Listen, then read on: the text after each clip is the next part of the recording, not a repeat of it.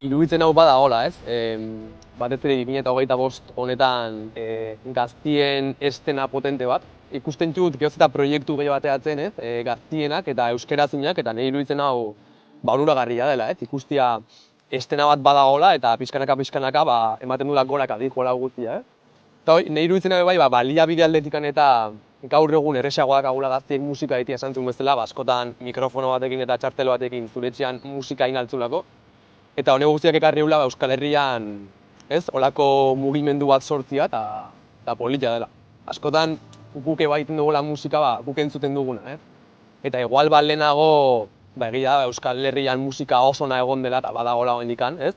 Bino, igual genero aldetikan, pixkat zegoela bestuko, ez? Zien lau bost genero eta demo guztian holako taldeak ateatzen, ez? Nire iruditzen hau gaur egun koraza moduko hile dautxi dela eta, bueno, euskeraz proposamen anitz izugarria daola, ez? Eta, justo zantun bezala, iruditzen hau bai txornetan eta bai olako lekutan gehoz eta musika desberdinago dago, euskera.